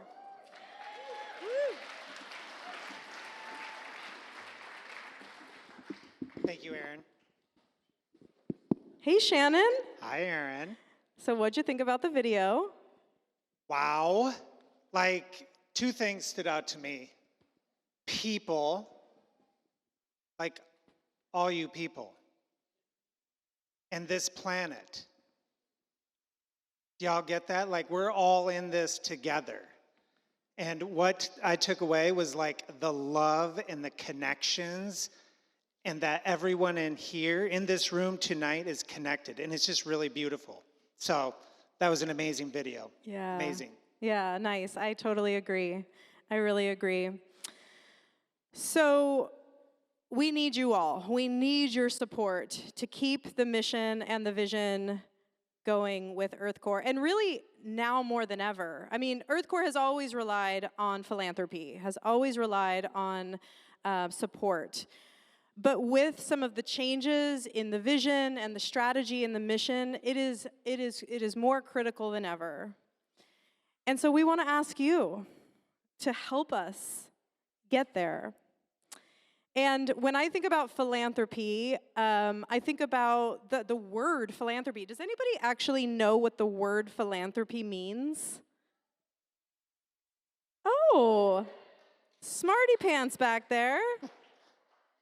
Yeah, it comes from two Greek words. Phileo, which means to love, and anthropos, which means humankind. So it literally means to love humankind. And I can't think of a better and more compelling reason to support EarthCorps than to save humankind's planet. To love humankind so much that all people and nature can thrive. So, Shannon. Yeah, that's beautiful, Erin. What are we going to do? How are we going to do this? Okay, we got to raise some money. This is that time of the night, and this is a very special Fund a Leader. We just heard about all these amazing leaders, the folks that are doing the work to help our one environment so we can all enjoy and live and thrive in this world. Our goal tonight is to raise $50,000 in this fund a leader. $50,000, right? Woo! So what does this all do? It helps support the salaries of this core group. It helps support the salaries of the staff that are doing this important transformational work. It goes to community and volunteer projects. Y'all heard Joe talk about what's going on in the high school, right? Can we give Joe a round of applause? This goes to funding those programs. Bring it on, Joe. Let's like quadruple those kiddos in that program, right? So, and of course, there's the tools, the equipment, the 200,000 trees they planted in 2000, like the shrubs, all the things. So that's what this money is going to. And like I realize y'all have given your time and your talents already. Like you took time from your life, you've traveled here from Mexico, right? Sylvia from Mexico to be here tonight, and you're flying out tomorrow. So we know that you care. Like y'all got a heart. And now we're gonna ask you to just like go a little deeper for this one planet to help our future, to help the next 30 years of where we can go. So that's what we're asking tonight. That's what we're asking tonight. Pretty clear. Shannon is that's clear. So 50K. How are we gonna do it, Aaron? Maybe even more. Okay, so how are we gonna do it? this? We're gonna make it super easy on you, right? We're just gonna make it really easy. So you all have a paddle in front of you.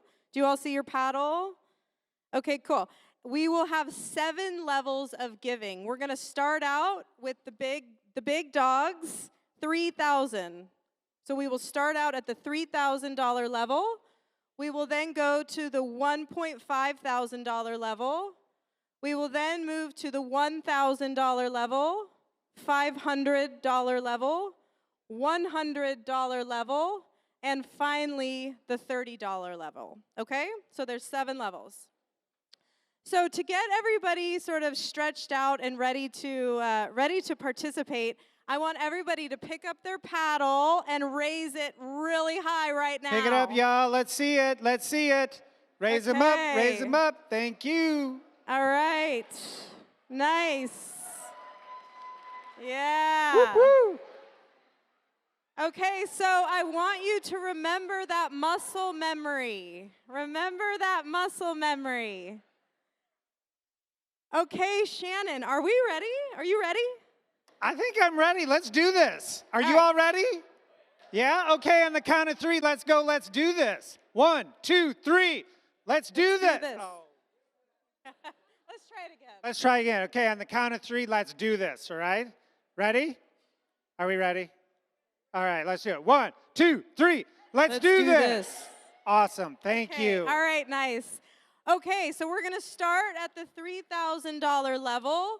And just to put this into some perspective, $3,000 is the equivalent to $250. Jamie, is your sign up? Jamie, is your sign up? Oh, sorry. So $3,000 is the equivalent to $250 per month over the course of the next year. So there's just another frame. Okay, so everyone, please raise your paddle to support EarthCorps at the $3,000 level. Raise those bids up. Oh, I see our board member, Betsy Curran. Bib number. Betsy, let's hold that up. We'll hold it up. 157. Bib number 157. Thank you, Betsy.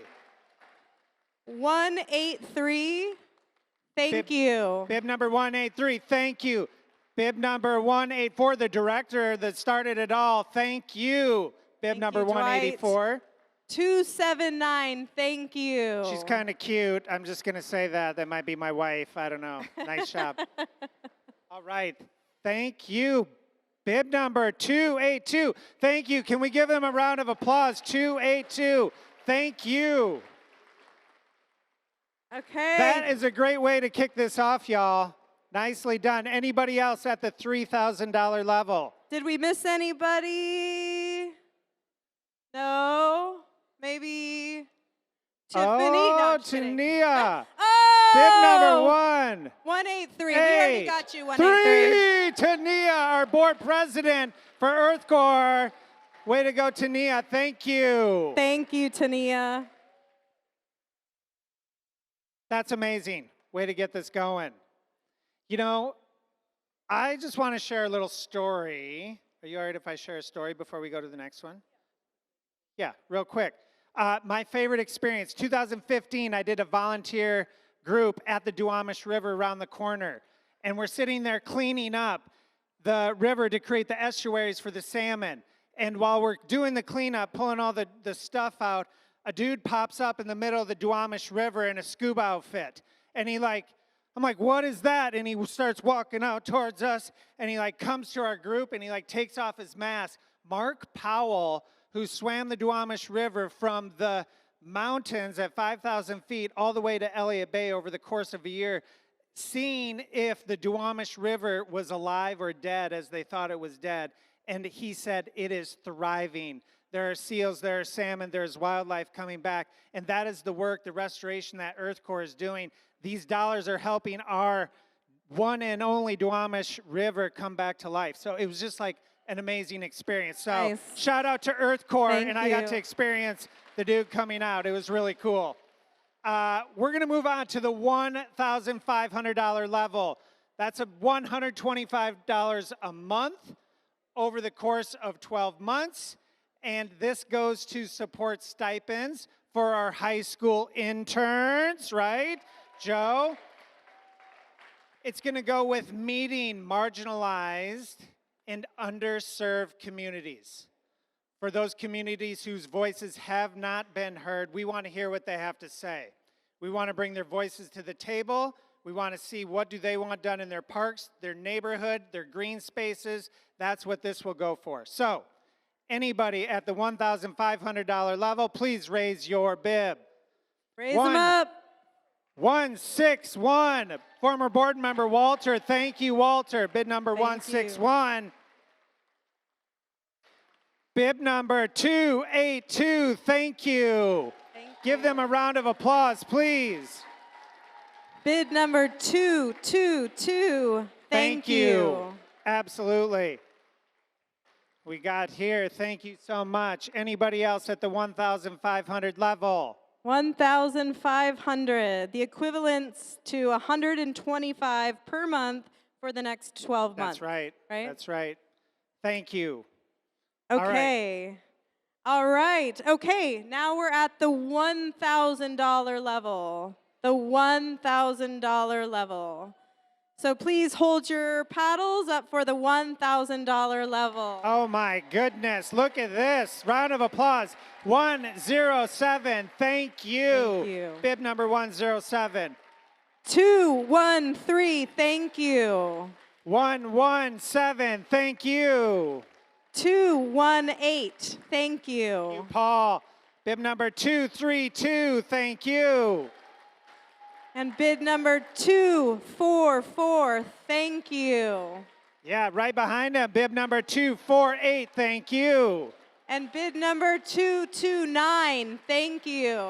Awesome. Over here, bib number 310, thank you. Thank you. And bid number 211, thank you, Mario. All right, can we give big round of applause for all the 1,000 levels? 206, thank you. Thank you, 206. All right. That is awesome. Okay, we are moving to the $500 level. $500. If this is your number, please raise your bib and we will collect those numbers. Bib number 191, thank you. Bid number 163, thank you. Bib number 230, thank you. And bid number 181, thank you. Yes. Bib number 195, Steve, thank you. And bid number 274, thank you. Awesome, this is awesome. Bib number 220, thank you. And bid number 291, thank you. Right next to him, bib number 105, thank you. And bid number 322, thank you. Coming over here, bib number 272, thank you. And bid number 299, thank you. Bib number 282, thank you. And bid number 199, thank you. This is awesome. Thank you all. Bib number 287, thank you. Woo! All right, let's keep it up. 316, thank you. Bib number 196, thank you. And bid number 190, thank you. Boom, way back there. I see you. Bib number 298, thank you. Yeah. All right, over here, one more. Bib number 228, thank you. Thank you. Thank you. All right, can we give a big round of applause to that $500 level? Big round of applause. Awesome. Thank you. That was awesome. This is so great. Yes. Okay, the next level. Oh, wait, is it your turn or my turn? Yeah, you know, this is 250. 250. Uh-huh. I'll go. You I'll do go. it. Okay, we're at the $250 level. $250 level. I don't know how much the equivalent per month is because I didn't do the math, but maybe you can do it in your head. $250 level. Please lift your paddles. Yes, thank you. Bib number 321, thank you. And bid 214, thank you, Anne. Behind the back paddle lift here. Bib number 320, thank you. And bid number 300, thank you. Bib number 319, thank you. Bid number 175, thank you. Bib number 224, thank you, Seth. Woo! Bid number 302, thank you. Bib number 262 in the back, thank you. And bid number 212, thank you. Thank you, Justine. Bib number 101, thank you. And bid number 219, thank you. Bib number 103, thank you. And bid number 290, thank you. Bib number 177, thank you. And bid number 315, thank you. Bib number 288, thank you. And bid number 238, thank you, Andy. Awesome. Can we give a round of applause for everybody at that 250 level? Thank you all. All right, Aaron. We've received some exciting news tonight. Coming up at this next level, there's an anonymous donor. Anonymous donor. And they came in. Do you want to let our guests know what they're in for at this next level? I'll let you know. So this is really, really cool. For everyone who gives $100, this anonymous donor is going to match with another $100. So your gift tonight of 100 will be doubled to 200. So 100 is 200. So 100 plus 100 is 200. Okay, that's great. Thank you. Just checking. Yeah. Let's see all those paddles at $100, which is really $200, right? Raise them up. Awesome. Raise them up. Bid number 109, thank you. Thank you, Anne. Bid number 242, thank you, Lily. Awesome. Bid number 196, thank you. And bid number 254, thank you. Bid number 226, Jessica, thank you. And bid number 246, thank you, Sky. Bid number 193, Jenny, thank you. And bid number 180, thank you, Franna. Love it. Bib number 200, Lauren, thank you. And bid number 197, thank you. Bib number 167, Megan Chaz, thank you.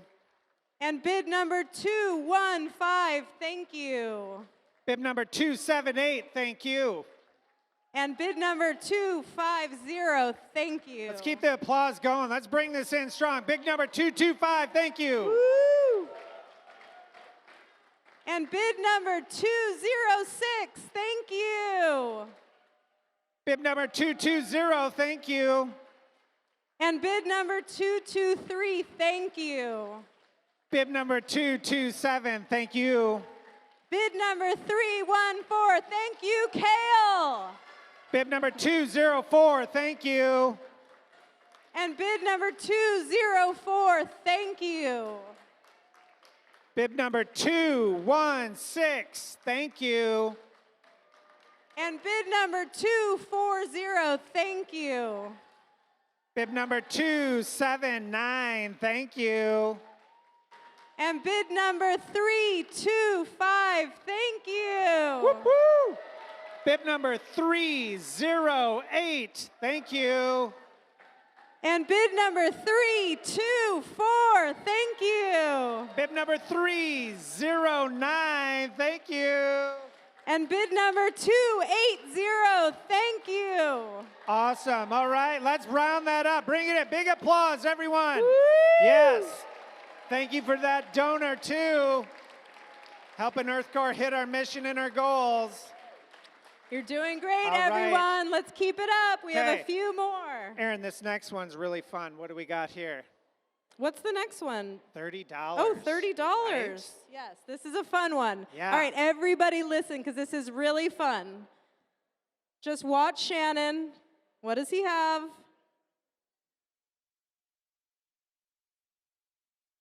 Yeah, what is this? This is a 30-year aged single malt Scotch whiskey from Glenmorangie, valued at $400. So how's this going to work, Aaron? So 30 years, EarthCorps, 30 years, 30-year aged whiskey. So here's how it's going to work, folks. We're going to play a little game. And I am going to ask everyone if they will donate $30. And the last person to donate is the winner of the 30-year-old Scotch. Now, you can raise your paddles multiple times because I know you want to win this. This is good stuff. So that's how it's going to work. I love All right? it. Okay, so who wants to win this bottle of Scotch? Okay. Who wants to win this bottle of Scotch? Yeah, let's do it. Okay. All right. This bottle of Scotch is holding people for more drinks and dessert and fun tonight, is it not? So, It is. yeah, let's just do this. So let's do this. All right, so everybody who would like to donate at the $30 level, please raise your paddles. All right, bid number 3. Well, oh, what? I think we got to be a little strategic here, right? Oh. Because, you know, we're going to do it. But we're going to hit 107 first, okay? Do you think he's getting this whiskey tonight? Probably a little shaky. Nope, didn't. 229 coming up next. 203, 317, 101. 191. Ooh, who's going to get this thing? 279. Thank you. 297, thank you. 264, thank you. 105. It is 105s right now. I think we'll do like 229, thank you. 229. It's 229s. 298 says no way. 298. Oh. 307. 307. Oh. 107, who started us all off with it. He just bid again. 105, thank you, Tiffany. 105. Okay, 229. We got a gonna contender be? over there. I think we got a contender. It's yes. 229's 229. Oh! 167. Okay, we're doing like 3-second countdowns here. It's 167. 3. Oh! Who do we got? 117. 117. 229 is back in the 229. game. No. Oh, 317. You grab the bib numbers. I'm going to count. Okay. I'm doing the countdown. All right. Good plan. 3, Okay. 2. Oh, 187. Thank you. Yeah, 187. 3, 2. Oh, 228 is back in the game. 3, 2. Oh. Keep them up. What number we got? Keep Where are we them at? up. 191. 191. Okay, 3, 2. Oh, 293. 3, 2, 1. 242. Okay, We need some more spotters. 287. 228. He's up there again. 3, 2. I saw 191 pop up. First one. 191. There we go. 287. This guy wants that bottle. Y'all might as well just go get a drink and come back. This could be going on a while. I'm just saying. Who's gonna beat 229? 3, 1, 4. Kale and Elizabeth. 309. Adam, I see you. 3, 2. What? 218. Paul stepping up. Okay, 3, 2, 3, 1, 2. Woo! I'm getting tired up here. This is awesome. Okay, let's see. All right. 3, 2, 2, 7. 3, 2. Oh. 228. I'm going to give it to 229 right after that. 229. Yes. 3, 2, 1, 2, Oh, 226. 3, 2. Kale. 314. All right. 3, 2, 1. 191. 3, 2, 1. Oh my, I see 3. 242. 242 and 309. Adam's back at it.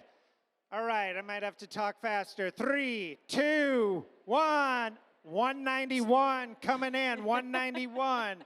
3, 2, 1. 242. 242. 3, 2, 1. Huh? What? 227. 227.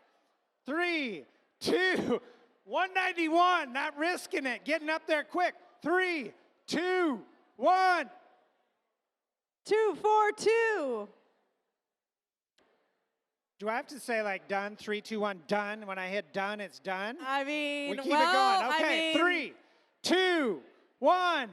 Oh. 316. 316 over there. 3, 2, 1. 309. 3, 2, 1. Oh, 294. 111. 3, 2, 1. 220. 242. It's 242's bottle. How we All doing, right. y'all? How we doing? Are we gonna keep this going? 248. Yeah. Okay, 248. Yeah, there's still bidders. Here we go. 3, 2, 191. 191 wants that bottle. 191 wants that 191's like if I do $30 bid times 20 bids, I'll still All be right, like. we're gonna do 3 more. No, I guess I shouldn't say that. No, we're going 3, 2, 1. 232. Thank you, Kim. 232. 3, 2, 1, 4, 9. Thank you. 2, 2, 3. Thank you. 3, 2, 1, 2, 3, 2. 2. Thank Kim. you. 3, 2, 1. 191. Thank you. 2, 3, 2, 1. 229. I knew 229 would jump at it. 232. 232 is at the bid. 232. It's 232's bottle. Anybody else? 191 back in the game. 223 back in the game. 3, 2, 1. 117. Thank you. Let's keep this going. 3, 2, 297. I see it. You like your whiskey. Do you like your whiskey neat? How do you do your whiskey? Neat. Yeah? Okay. I see you. All right. 3, 2, 1. Oh, 307 298. 298 has it right now. 3, 2, 1. 191. You're going to get tendonitis whipping that shoulder around there, bud. I see how fast you're doing that. 316. Thank you. 316. 3, 2, 1. Done. No. I don't. Did they get in? They got in. I think they 229. I need eyes. All right. 297 back in it. 280 back in it. All right. 280 Final call. has the bid. I see you, 280. 280. All right, final call. 3, 2, 1. Whose bottle? Oh, 287. 312. 309. There's a standing tall over there. 280. I don't see that going on. You know what? We're going to have to talk fast. We're going to have to go down quick. 280's bid right now. 3, 2, 1. Done. 280 gets it. I'm just saying. 280. Can we give 280 All right, 280, a round of the applause? winner. Way to stick in there. Come on up and get your whiskey, 280. Let's on do up, it. 280. Get up here. Get up here. Wow. This was the last bit of the night, y'all. Come on up. Let's give this guy a round of applause. Can we give him a round of applause? All The right, lucky 280. winner. Hey, what's your name? This is Zed. Zed, what's your affiliation with EarthCorps? Fiance of a past staff member. Awesome. Can we give Zed a round of applause? Thank you for being here, Zed. Awesome. Wow. Wow. Thank you all so much for your generous support. It means the world to EarthCorps. Literally, it is the lifeblood for this organization. So thank you so much. And thank you, Shannon, for being my trusted partner. Okay, folks, I know you are like hungry. You're ready to get out of your seat. You're ready to party. Who's ready to party? Yeah. Yeah, we have a fantastic band. And I hope you all have had just a glimpse of inspiration and energy from all the stories tonight. I want to thank you so much for coming out tonight and being so generous with your support. And we have a raffle winner that I want to announce right now. The winner of. Thank you. Oh my gosh. Okay, I have two pieces of very fun news. Number one, the raffle winner. This raffle is for 2 round-trip tickets anywhere that Alaska Airline flies. Okay, so who wants to win 2 round-trip tickets? Yeah, this is a good deal. Okay, so the winner is Sophia Dannenberg. Sophia Dannenberg.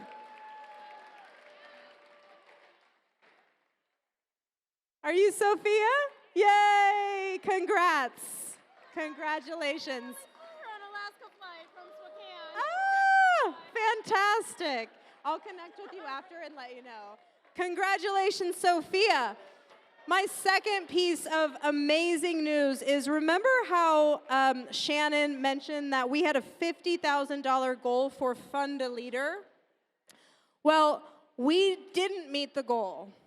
We exceeded it by, we raised $64,580. Yeah. Yeah. Yeah. Thank you all so much for your support. It means the world. And I think I can speak